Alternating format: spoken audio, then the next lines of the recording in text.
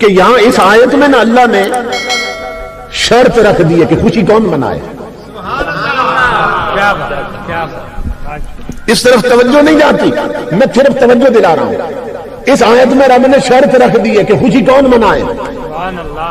وہ جو نہیں مناتے ان کی مجبوری ہے, منا نہیں سکتی. کون منائے خوشی؟ اللہ فرما رہا ہے خوشی وہ کرے جس پر رحمت ہو, اور خوشی وہ منائے جس پر میرا فضل ہو. تو امام الانبیاء کے غلاموں بد مذہبوں پر نہ رب کا فضل ہوتا ہے نہ رب کی رحمت ہوتی ہے.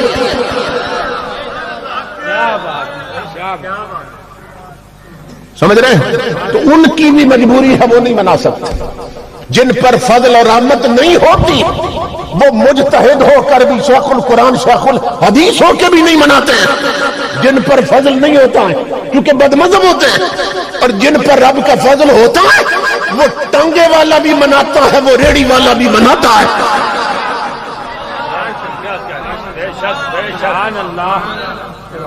کیونکہ یہاں شرط رکھ دی خوشی وہ کرے جس پر فضل ہو, اور خوش وہ ہو جس پر رحمت ہو. اور امام الانبیاء کے غلاموں جب سنیوں پہ ہوا تو دوسرے کیسے منا سکتے ہیں؟ دیکھو نا, ایک مثال دیتا ہوں.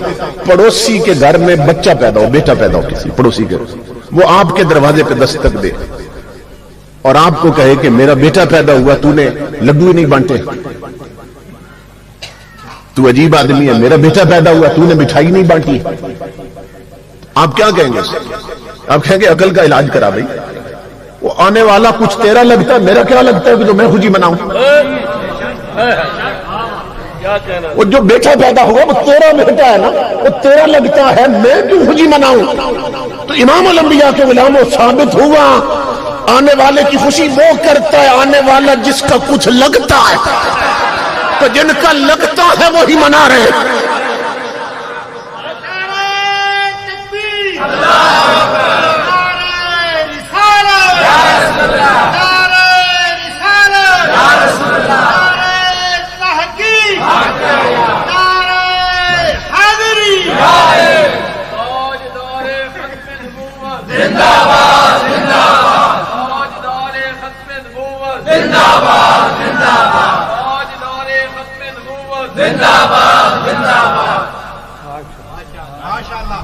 سیدھی سی بات ہے, اور جن کا لگتا ہے وہی تو منا رہے ہیں.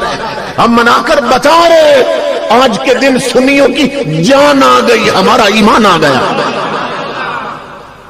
اس لیے ہم حضور کی آمد کی خوشی مناتے ہیں. حضور کی آمد کی خوشی تو ایسی ہے کہ بڑی عجیب بات ہے کہ آپ سنتے ہیں علماء سے, مگر میں ایک نکتہ عرض کرنے لگا.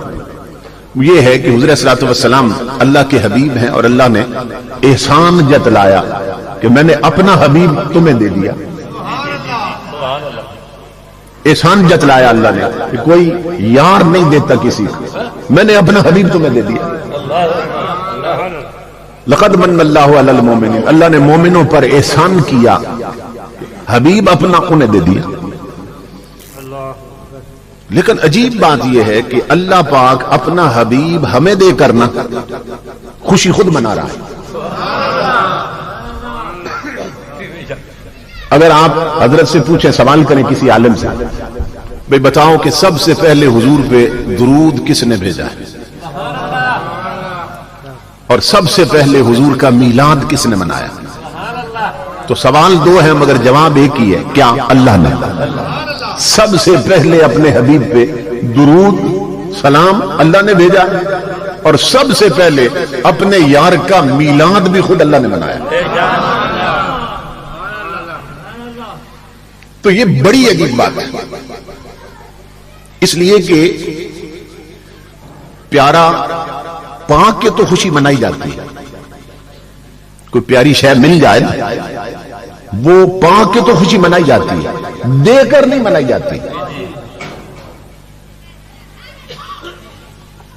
بیٹیاں جوان ہو جائیں, رخصتی کا وقت ہو, تو جب وہ گھر سے رخصت ہو رہی ہوتی ہیں آپ دیکھتے ہیں کہ جن کے جگر کا ٹکڑا رخصت ہو رہا ہے، جو دے رہے ہیں وہ رو رہے ہوتے ہیں، اور جو پا رہے ہیں لینے آئے ہیں وہ خوش ہو رہے ہوتے ہیں. اسی طرح ہے نا. تو پیاری شے دے کر خوشی نہیں منائی جاتی، پا کے خوشی منائی جاتی. لیکن یہ بات سمجھ سے ماورا ہے کہ اللہ اپنا حبیب ہمیں دے رہا ہے اور جھنڈے خود لگوا رہا ہے. میلاد پر اپنا یار ہمیں دے کر وہ چراغاں خود کروا رہا ہے. تو یہ بات تھوڑی سوچنے کی ہے. تو عقل ماض میں تو یہ بات نہیں آتی. بھئی ہم منائیں تو منا سکتے ہیں کیونکہ ہمیں تو دے دیا اس نے. وہ خود کیوں جھنڈے لگوا رہا ہے؟ وہ خود کیوں چراغاں کروا رہا ہے؟ امام الانبیاء کے غلاموں وہ اس لیے کروا رہا ہے کہ وہ اعلان کر رہا ہے میرے دینے میں اور تیرے دینے میں فرق ہے. کہا بندے مجھ پر اپنے آپ کو قیاس نہ کر، یا اپنے آپ پر مجھے قیاس نہ کر. تیرے دینے میں اور میرے دینے میں فرق ہے. کیا کہ تو یار دے دینا تو دے کر جدا ہو جاتا ہے. میں نے تمہیں حبیب دیا ضرور ہے مگر دے کر بھی یار سے کبھی جدا نہیں ہوا.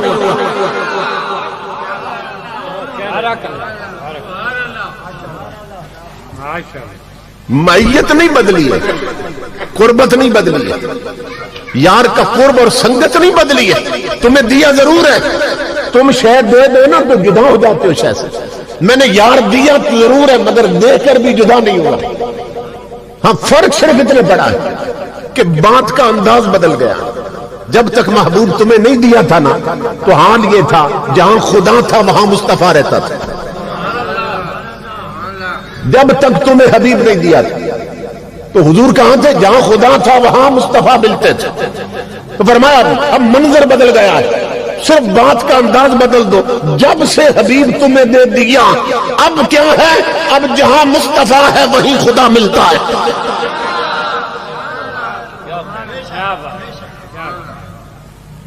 اس لیے اللہ رب العزت نے خود جھنڈے لگوائے.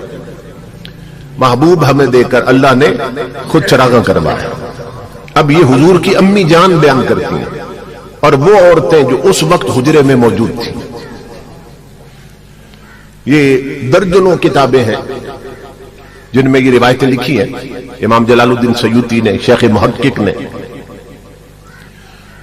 محدث ابن جوزی نے، ایک ایک اتنی بڑی شخصیت انہوں نے کتابوں میں لکھا ہے کہ حضرت آمنہ کے پاس اس وقت حجرے میں کئی عورتیں موجود تھیں. تو ایک عورت تھی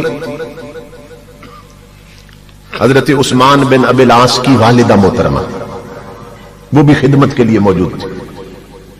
وہ کمرے سے باہر نکلی، حضرت آمنہ کے حجرے سے نا باہر نکل کر سین میں گئی، ویڑے میں گئی، دوڑ کر پھر اندر آ گئی. اب جانتے ہیں جو حضور کی ولادت کا وقت ہے وہ صبح صادق کا وقت ہے،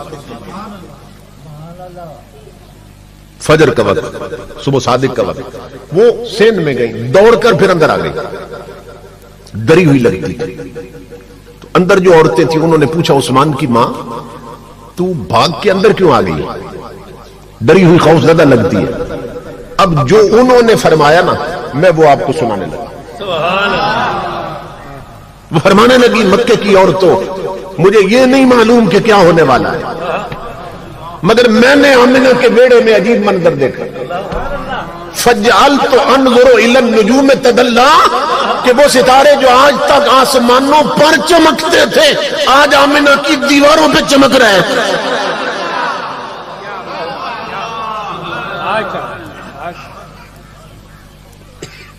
یہ توجہ طلب بات